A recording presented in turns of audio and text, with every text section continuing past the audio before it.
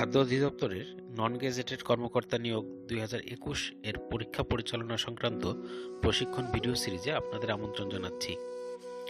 এই ভিডিওটি কেন্দ্র সচিবদের জন্য। একটি কেন্দ্রের সকল কাজ এই ভিডিওতে দেখানো হবে। উদাহরণ হিসাবে Azimpur government girls school and কলেজকে বেছে নেওয়া হয়েছে।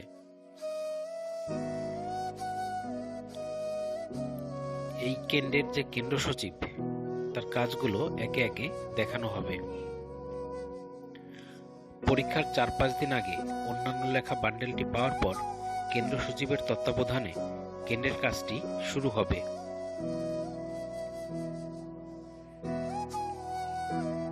প্রথমে কেন্দ্র সচিবের বিবিধ এর খাম ও প্রতিকক্ষের অন্যান্য এর খামগুলো নিয়ে কাজ করা হবে।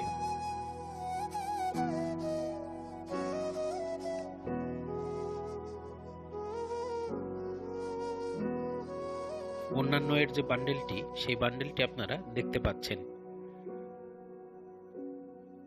এই বান্ডেলটি প্রথমে খোলা হচ্ছে এবং খামগুলো একে একে টেবিলের উপরে সাজিয়ে রাখা হচ্ছে।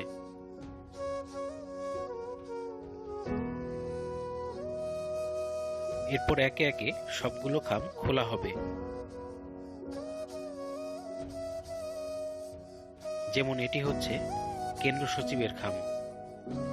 এই খামটি খুলে আসন বিন্যাসের কাগজগুলো বাইরে রেখে বাকি কাগজগুলো আবার খামের মধ্যে রেখে স্টাপল করতে হবে।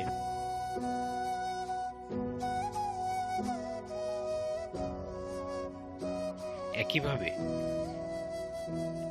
কক্ষের খামগুলো খুলে সিটি স্টিকার ও আসন বিন্যাসের কাগজগুলো বের করে বাকি কাগজগুলো আবার খামের মধ্যে রেখে মুখ আটকে দিতে হবে।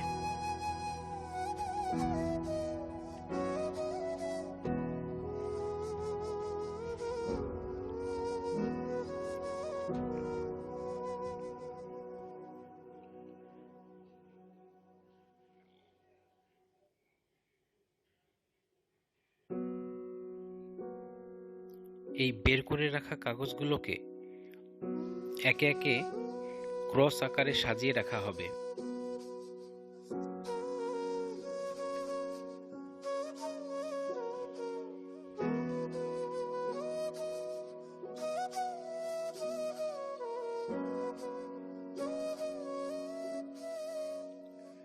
অর্থাৎ আলাদা আলাদা করে গোছানো কাগজগুলো দিয়ে একটি স্তূপ তৈরি হবে।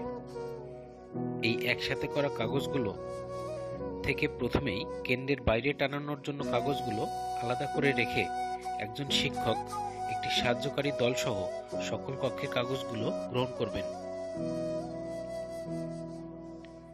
এখন দেখানো হবে কক্ষ সমূহে এই সিটি স্টিকার সমূহ লাগানোর পদ্ধতি। সিটি স্টিকার লাগানোর জন্য প্রয়োজনীয় দ্রব্যাদি দেখানো হচ্ছে।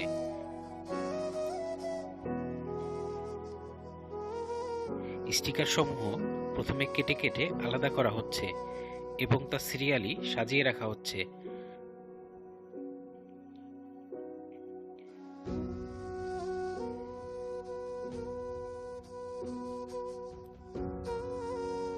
এই সিরিয়ালি সাজিয়ে রাখা স্টিকার এক এক করে লাগানো হচ্ছে।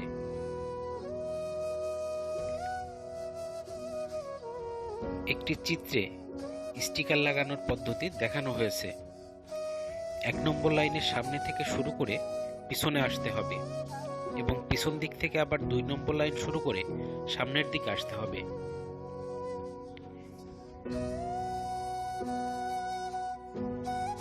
এরপর সামনে থেকে আবার 3 নম্বর লাইন শুরু করে একইভাবে পিছনে যেতে হবে এবং পিছন থেকে আবার 4 নম্বর লাইন শুরু করে সামনে এসে শেষ হবে। কোনো পরীক্ষার্থীর সামনে পিছনে এবং দুই পাশে যেন একই সেট কোডের পরীক্ষার্থীর সিট না পড়ে, সেজন্য এভাবে স্টিকার লাগাতে হবে।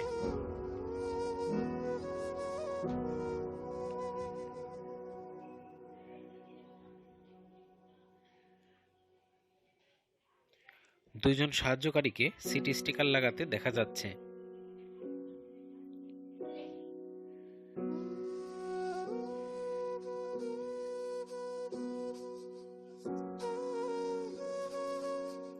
এখন সিটি স্টিকার লাগানো শেষে সম্পূর্ণ কক্ষের দৃশ্য আপনারা দেখতে পাচ্ছেন।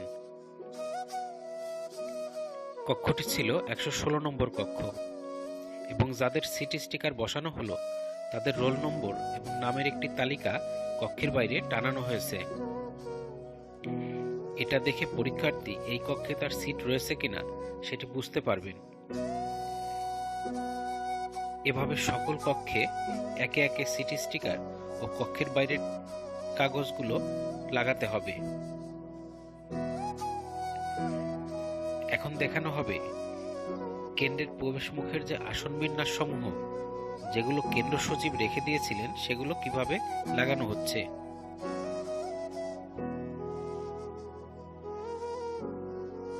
পরীক্ষার দিন সকালবেলা দুটি বান্ডেল আসবে, একটি প্রশ্নপত্রের বান্ডেল, অপরটি ওএমআর ফর্মের বান্ডেল। এছাড়া কিছুদিন আগে অন্যান্য এর একটি বান্ডেল এসেছিল যেটি নিয়ে ইতিমধ্যেই কিছু কাজ দেখানো হয়েছে। সেই বান্ডেলগুলো নিয়ে 3টি বান্ডেল হলো। এগুলো কক্ষভিত্তিক আলাদা করতে হবে, অর্থাৎ একই কক্ষের খামগুলো আলাদা করতে হবে। টেবিলের উপরে 3টি বান্ডেল দেখা যাচ্ছে। প্রথমে কাগজপত্রের বান্ডেলের মধ্য থেকে কেন্দ্র সচিবের জন্য অতিরিক্ত প্রশ্নপত্রের যে খামটি রয়েছে সেটি বের করে নেওয়া হলো।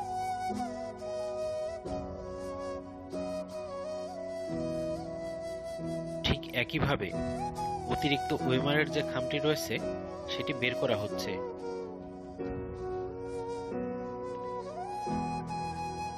প্রথমে ওএমআর-এর যে খামগুলো ছিল সেগুলো একে একে বের করা হচ্ছে এবং পাশের টেবিলে সাজিয়ে রাখা হচ্ছে।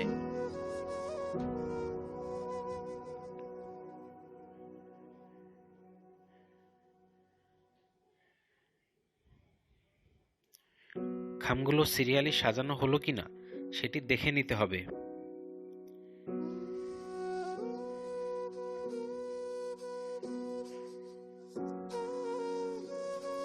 এরপরে প্রশ্নপত্রের যে খামগুলো সেগুলো নিয়ে নেওয়া হবে এবং এক এক করে আগের ওএমআর-এর খামের উপরে রাখতে হবে।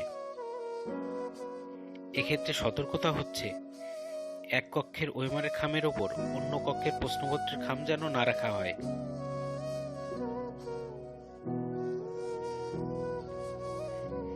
একইভাবে অন্যান্য এর খামগুলো নিয়ে একই কক্ষের ওএমআর এবং প্রশ্নপত্রের খামের ওপর সাজিয়ে রাখতে হবে। খেয়াল রাখতে হবে যেন একই কক্ষের 3টি খাম একসাথে রাখা হয়।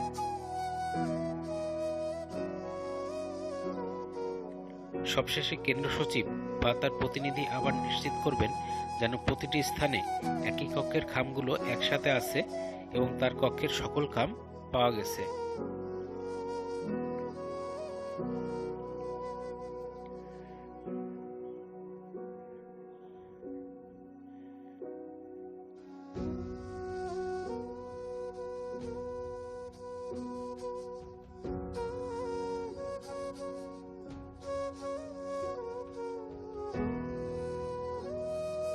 এখন দেখানো হচ্ছে কিভাবে কক্ষ পরিদর্শকগণ একে একে তাদের কক্ষের খামগুলো বুঝে নেবেন। একজন কক্ষ পরিদর্শক আসছেন। তিনি একটি তালিকায় তার কক্ষের পাশের স্বাক্ষরের জায়গায় স্বাক্ষর দিচ্ছেন এবং সেই কক্ষের খামগুলো তাকে বুঝিয়ে দেয়া হলো। এরপর হয়তো আরেকজন আসলেন এবং তাকেও একইভাবে তার কক্ষের খামগুলো বুঝিয়ে দেয়া হবে। এভাবে সকল কক্ষের খামগুলো বিতরণ শেষ হলে কেন্দ্র সচিবের এই পর্যায়ের কাজ শেষ হবে। পরীক্ষা শুরু হওয়ার 25 মিনিট আগে প্রশ্নপত্রের সেট কোড ও ওএমআর-এর সেট কোডের মধ্যে যে যোগসূত্র সেটি এসএমএস এর মাধ্যমে কেন্দ্রের 3 জন দায়িত্বশীল ব্যক্তির মোবাইলে আসবে।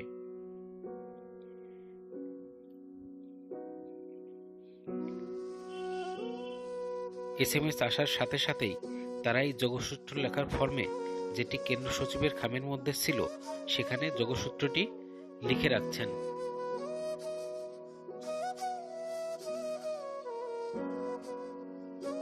উল্লেখ্য যে যার যার মোবাইলের এসএমএস থেকে তিনি তার ফর্মে লিখবেন।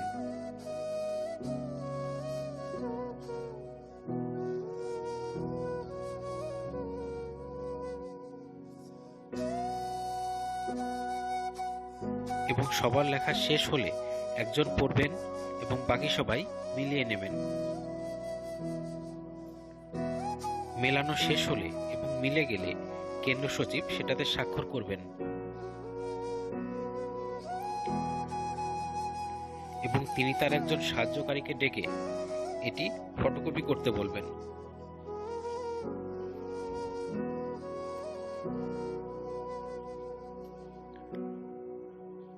প্রয়োজনীয় সংখ্যক অর্থাৎ যতগুলো কক্ষ আছে কমপক্ষে সেই সংখ্যক ফটোকপি করা হবে। যদি ফটোকপিয়ার না থাকে এবং কেন্দ্রে কম্পিউটার ও প্রিন্টার থাকে তাহলে যোগসূত্র লেখার খালি ফরম্যাটটি আগেই কম্পোজ করে রাখতে হবে।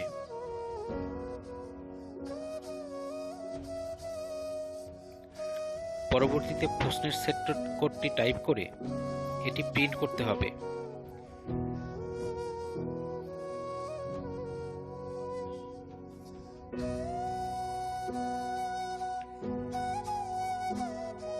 প্রথমে এক কপি প্রিন্ট করতে হবে।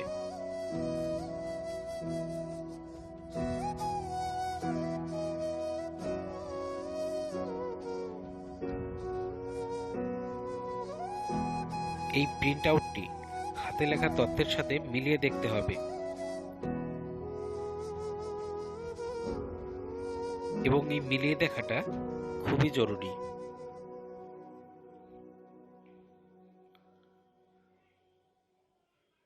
মেলানোর পরে যত সংখ্যক প্রিন্ট দরকার ততগুলো প্রিন্ট নেওয়া হচ্ছে। তবে দুই পদ্ধতির কোনোটির যদি ব্যবস্থা না থাকে অথবা ওই সময়ে যদি বিদ্যুৎ না থাকে তখন কয়েকজন মিলে হাতে কপি করতে হবে এবং আগে থেকেই খালি ফর্ম ফটোকপি করে রাখতে হবে। সবাই খালি ফর্ম নিয়ে বসবে, একজন উচ্চস্বরে নম্বরগুলো বলবে, একজন ঠিকমতো বলা হচ্ছে কিনা তা মেলাতে থাকবে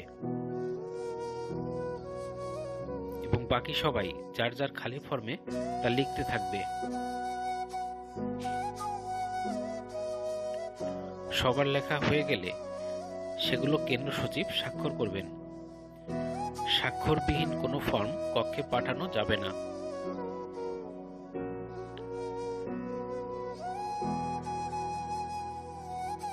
এই ফর্মগুলো কক্ষে পাঠানোর জন্য আগে থেকেই ব্যক্তি নির্বাচন করে রাখবেন।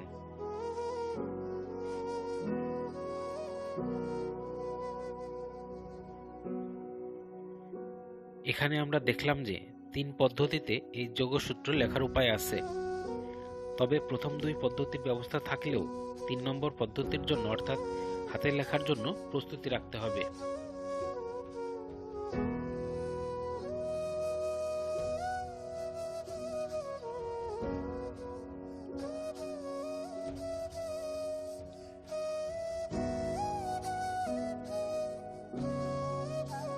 এখন দেখানো হবে পরীক্ষা শেষে কক্ষ পরিদর্শকগণ ওএমআর ফর্মের 2 অংশ, হাজিরা শীট ও অন্যান্য কাগজগুলো কিভাবে জমা দেবেন। একদল গণনাকারী পূর্ব নির্ধারিত স্থানে অপেক্ষা করছেন। কমপক্ষে 3 জনের একটি দল হলে ভালো হয়। 2 জন 2 অংশের ওএমআর গণনা করবেন এবং অন্যজন হাজিরা শীট গণনা করবেন।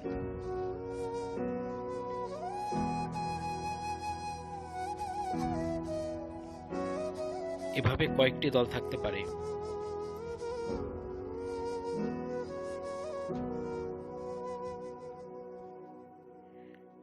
আরেকটি দলের কাছে আরেকজন কক্ষ পরিদর্শক কাগজপত্র জমা দিচ্ছেন এবং দলটি তা বুঝে নিচ্ছেন।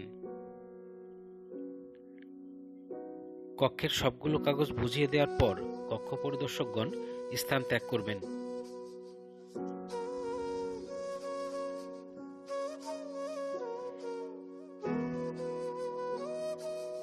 এভাবে সবগুলো কাগজ বুঝে নেওয়া হলে পাশের টেবিলে সেগুলো আলাদা করে সাজিয়ে রাখা হবে।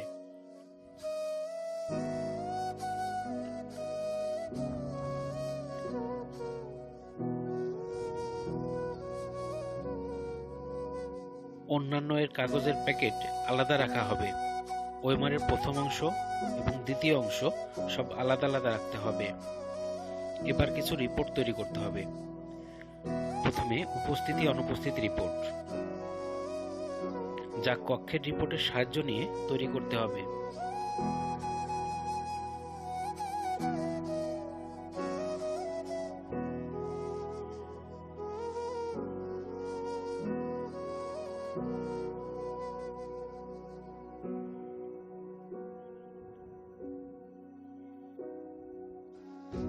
তৈরি হলে সেটি আবার মিলিয়ে দেখা হবে এবং মেলানো শেষে সেখানে স্বাক্ষর করে রিপোর্টের কাজ শেষ করা হবে। এই যে প্রথম একটি রিপোর্ট তৈরি করা হলো, সেটি জায়গা মতো গুছিয়ে রাখা হবে।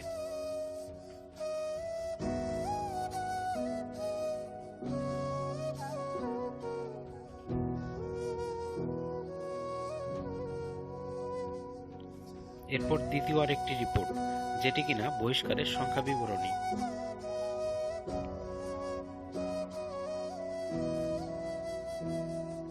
বহিষ্কৃত রোলগুলো এখানে লিখে রাখা হবে।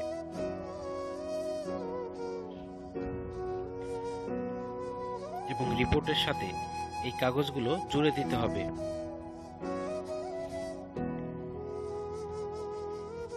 এই রিপোর্টটি তৈরি হওয়ার পরে কেন্দ্র সচিব সেটি মিলিয়ে দেখে তাতে স্বাক্ষর করবেন।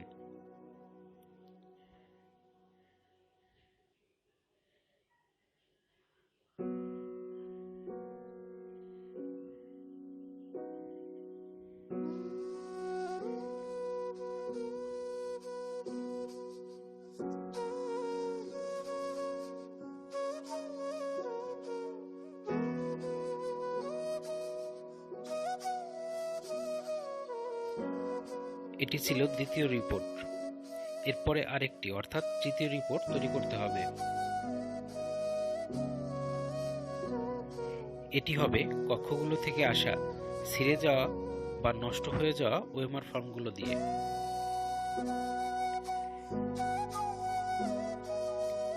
এক্ষেত্রে ওএমআর ফর্মের উপরে ডান দিকে যে নম্বর আছে সেটি লিখে দিতে হবে।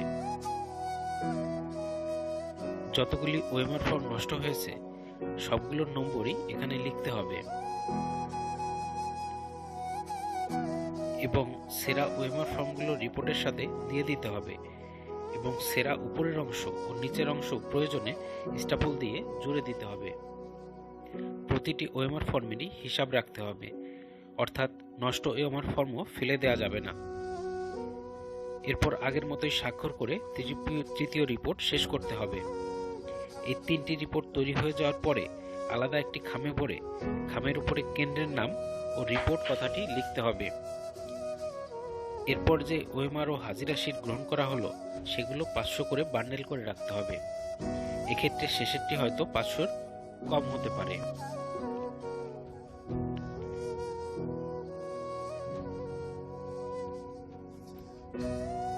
এভাবে বান্ডেলগুলো আলাদা করার পর অবশ্যই প্রতি বান্ডেলের উপরে এবং নিচে হার্ডবোর্ড দিয়ে বেঁধে দিতে হবে।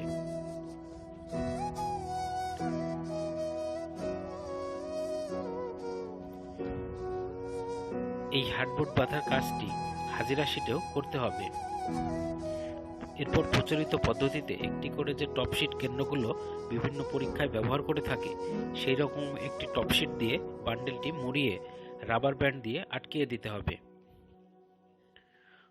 টপশিটগুলোর একটি করে ফটোকপি নিতে হবে এবং সকল বান্ডেল ও কাগজপত্র জেলা খাদ্য নিয়ন্ত্রককে বুঝিয়ে দেওয়ার সময় ফটোকপিগুলো দিতে হবে। সবশেষে বান্ডেলগুলোকে এভাবে কাপড় দিয়ে মুড়িয়ে সেলাই করে সিলগালা করতে হবে এবং উপরে কি বিষয় সেটি লিখতে হবে, সংখ্যা লিখতে হবে এবং কেন্দ্রের নামটি লিখতে হবে। কেন্দ্র থেকে জেলা খাদ্য অধিদপ্তরে যে জিনিসগুলো পাঠানো হবে সেগুলোর একটি তালিকা দেখা যাচ্ছে। আর এর মাধ্যমেই শেষ হবে কেন্দ্র সচিবের কাজ।